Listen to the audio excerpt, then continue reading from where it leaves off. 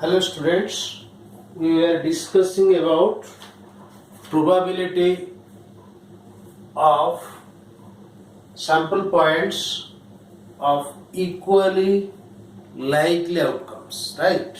Probability of the outcomes of the sample space where the outcomes are equally likely. We were discussing, suppose a sample space is this omega 1, omega 2, omega 3 up to omega n. It has n elements and all the outcomes are equally likely. That means they have same chances of occurrence, right? That means they have same probability. Probability of omega 1 is equal to probability of omega 2, like this up to probability of omega n are equal. Is P say. And lastly we have derived that what is that probability, that is 1 by n, that is 1 by cardinality of the sample space, right? Now let us discuss about the probability of an event. Yes, it is also called equiprobable space. Yes, equiprobable space.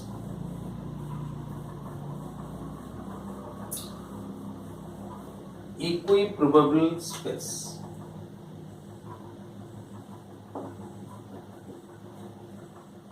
Probable space. Yes, the sample space together with the probability defined on it is called a probability space, and when all the outcomes of a sample space are equally likely, then the probability defined on that sample space is called equiprobability space. The sample space together with the probability defined on that space is called the equiprobable space. Suppose let S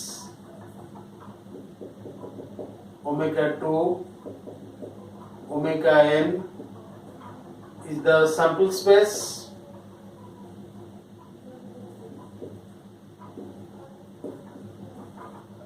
and where the outcomes are equally likely.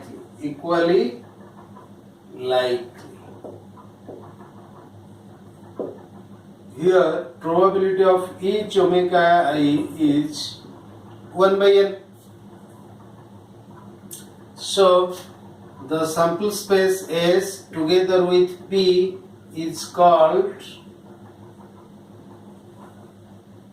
an equiprobable space. Equiprobable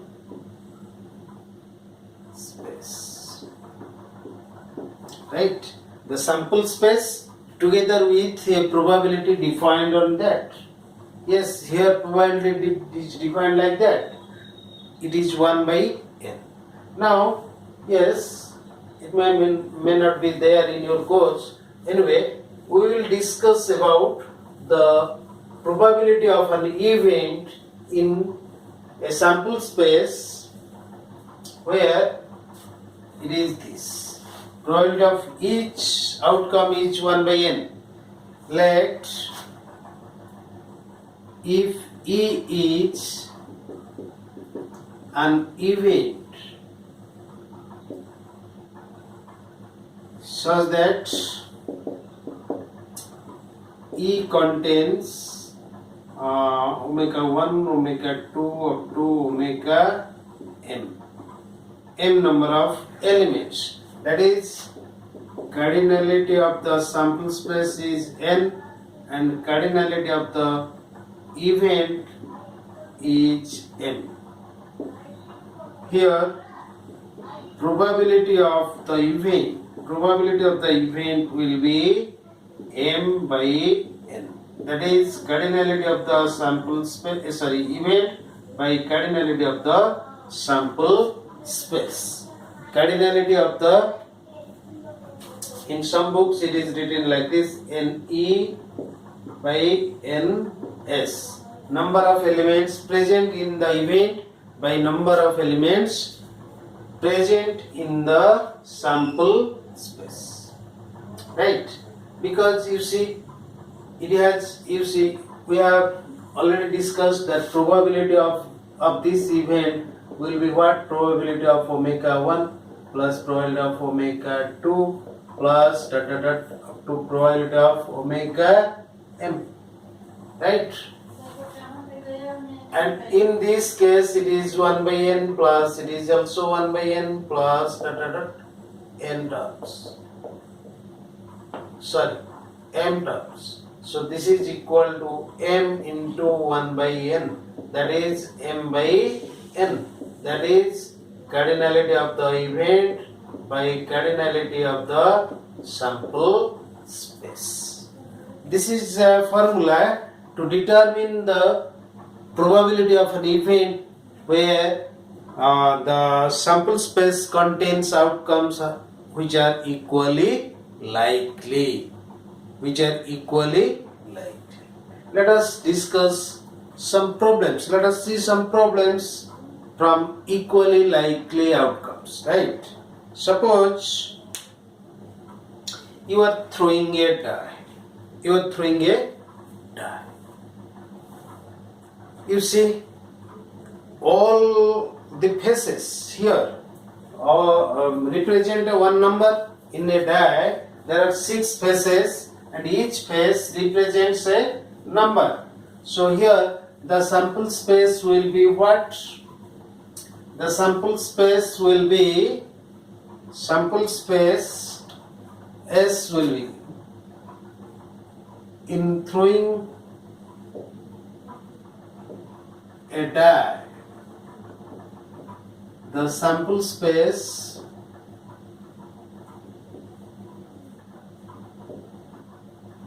S is equal to 1, 2, 3, 4, 5, 6.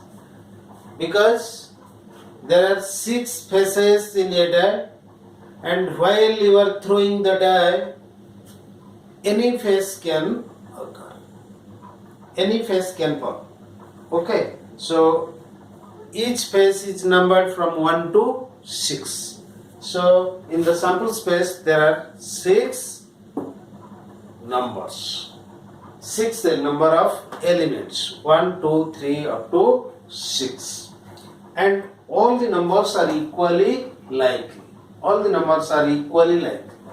So here probability of each element, probability of 1 is equal to probability of 2 is equal to probability of 3 is equal to probability of 4 is equal to probability of 5 is equal to probability of 6 is equal to 1 by 6. Our n is 6 here. So probability of each outcome is 1 by 6. Suppose I will define an event. Let A be the event of getting an odd number. Right? So here, A, what will be A? A will be 1, 3, 5. This is A. So here cardinality of A is 3 and cardinality of the sample space, right? Cardinality of the sample space was 6. So probability of E, probability of the event is equal to cardinality of A by cardinality of the sample space, that is 3 by 6, that is 1 by 2. Right? This is the way we can find the probability of an event, right? In the space where all the outcomes are equally likely, right? Similarly, suppose B is the event that the number is a multiple of 3, right? So here, so probability of B, here B is equal to what? Here B is equal to multiple of 3, here B is equal to 3, 6. So probability of B is equal to cardinality of B by cardinality of the sample space. Number of elements present in B by number of elements in the sample space, which is equal to 2 by 6, that is 1 by 3.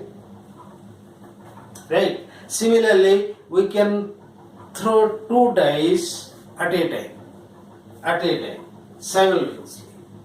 Yes, this is the case. If we will throw 2 dice,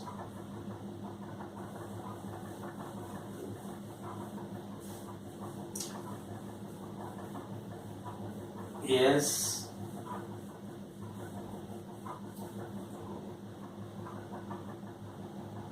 if we throw 2 dice at a time, then sample space will be what?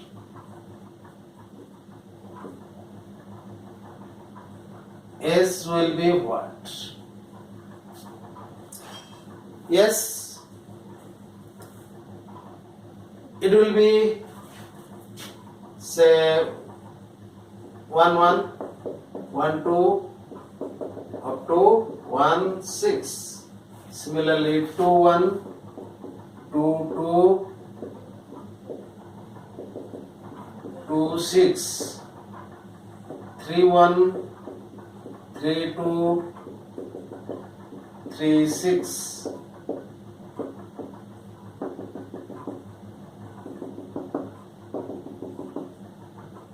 Yes, 6 1, suppose 5 1 5 2 5 6, and 6 1 6 2 up to 6 6. Yes, this is the case. If this is the case, suppose here, that is here cardinality of the sample space will be 36. Without listing all the outcomes of that experiment, we are only interested in the number of outcomes in case of equally likely outcomes. We are interested only in the number of outcomes, right? The number of outcomes, right? So here the cardinality of the sample space, the number of elements present in the sample space is 36. How? From the fundamental principle of counting. You see, if you throw a die, it will occur, it will fall in 6 different ways. Similarly, the other die will also occur in 6 different ways. And according to fundamental principle of counting, both the dice will fall in how many different ways? 6 into 6. Fundamental principle of counting. It is 6 into 6, that is 36 different ways. Right?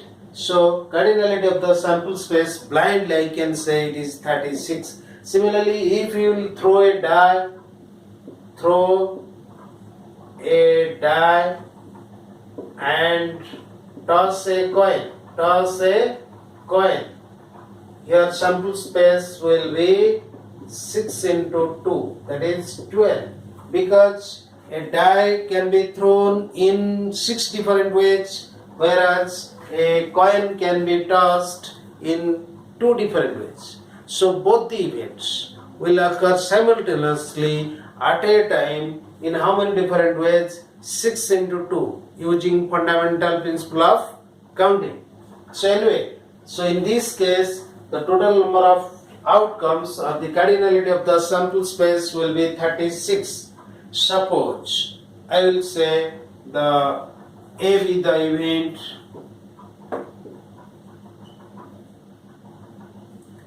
that the sum of the numbers in both the dice is 10. Suppose this is my I will throw two dice. Some number will occur in one die, another number occurs in the second die.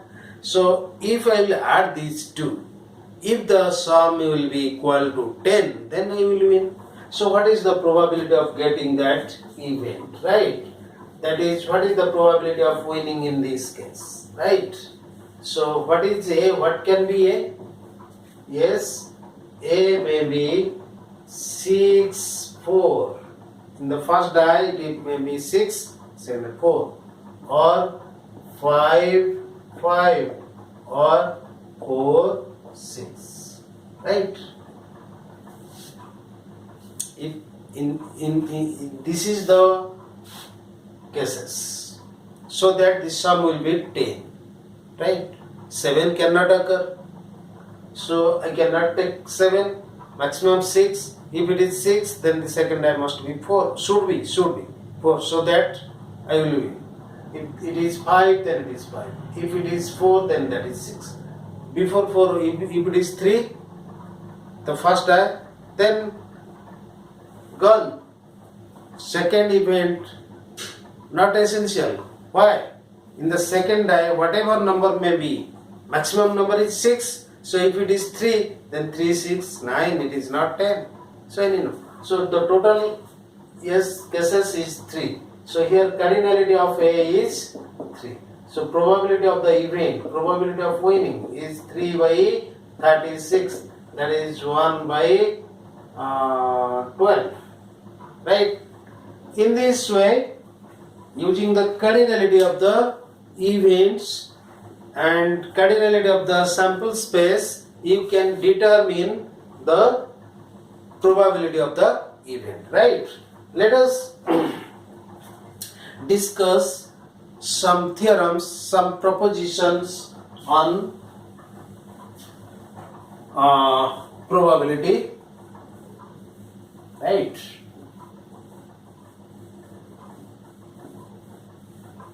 Yes, we have already taken this theorem.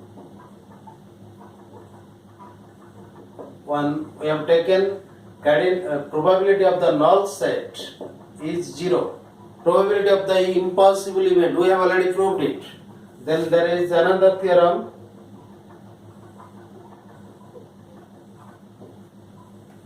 Probability of a complement of an event. If A is an event and S is the sample space, A is an event, then probability of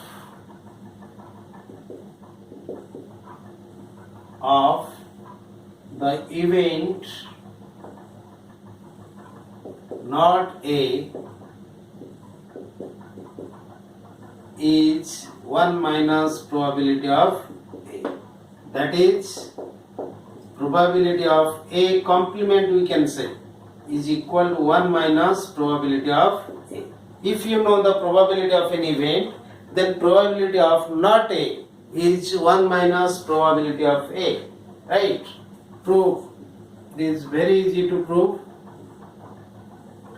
You take first the Venn diagram of your sample space. This is the sample space, and suppose this is our event A, then A complement will be this. You know, we have already read in set theory that A and A complement, they are two disjoint sets and their union is equal to, yes, clearly A intersection A complement is null set and A union A complement is equal to the sample space, where S is the sample space, right? It is the sample space, right? So these are, that is, A and A complement are mutually exclusive. So probability of A union A complement will be equal to probability of A plus probability of A complement. They are two mutually exclusive events. From the figure you see, A and A complement, they are mutually exclusive. So probability of their union is equal to sum of their probabilities according to definition of probability. Now S is equal to A union A complement implies probability of the sample space is equal to probability of A union A complement. This is equal to probability of A plus probability of A complement. This implies 1 is equal to probability of the sample space, it is 1.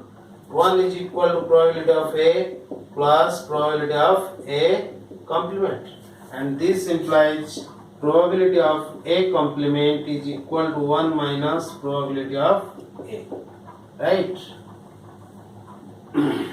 This is the probability of the complement of an event, right? Then, yes, next we will go to another theorem, okay, that is probability of A difference. If A and B are two events, right? If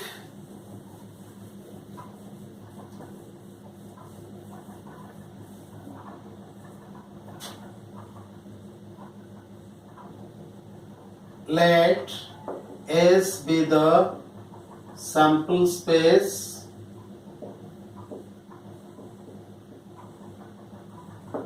A and B be two events, any two events,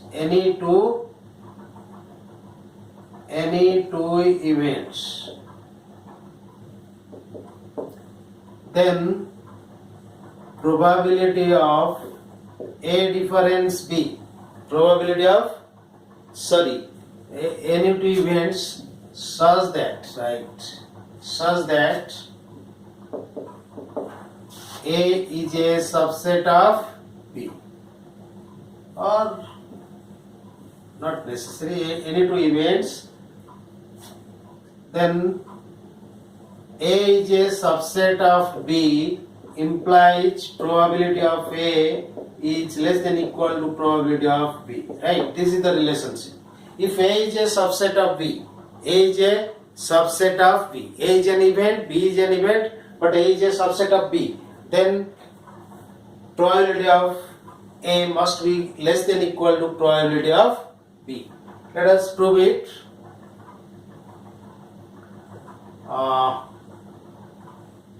Say let S be the sample size. You take the Venn diagram.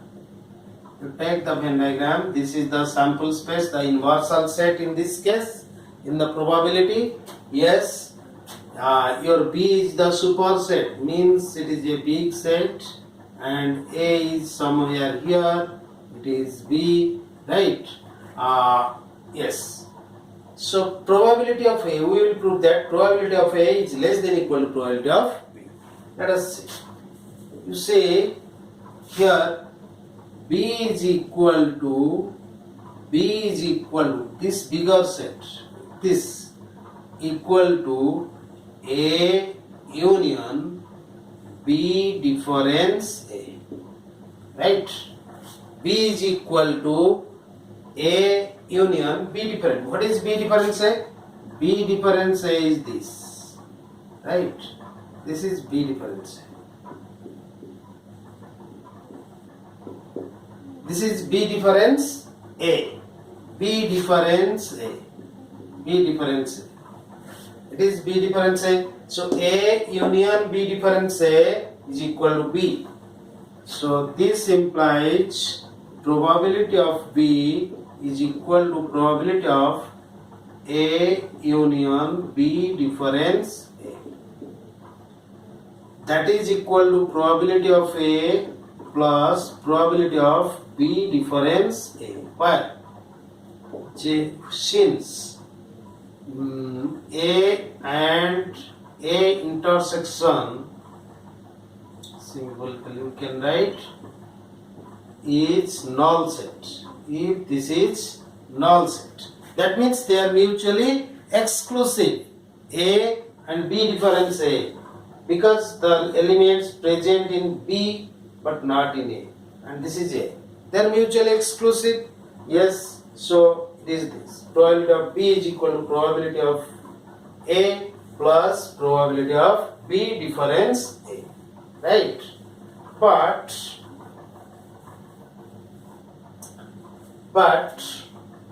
we know that probability of B difference A is greater than equal to 0. Probability of any event, we know that if A and B are two events, then B difference A must be an event, and probability of an event is always greater than or equal to 0. So this implies probability of A plus probability of B difference A is greater than equal to probability of A plus 0, right?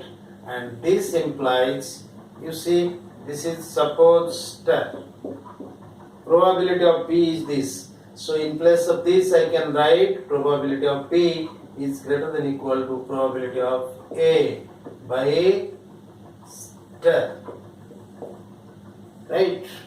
So it is probability of A plus 0. It is a real number. This is also a real number. So this plus 0 is equal to this, and this is probability of B. Thus probability of B is greater than equal to probability of A, or probability of A is less than equal to probability of B. Hence the theorem proved. This is proved when, yes, given that A is a subset of B, given that A is a subset of B. So we shall show that probability of A is less than equal to probability of B, right? So this is the way. Okay. Similarly, we can prove other theorems in the next class, right? One or two theorems will do the proof, then we will try to solve some examples so that it will be clear, and then this is the part for 11th class. You should read it and be clear about the fundamental. Then we will go to 12th class syllabus, right? Okay, thank you.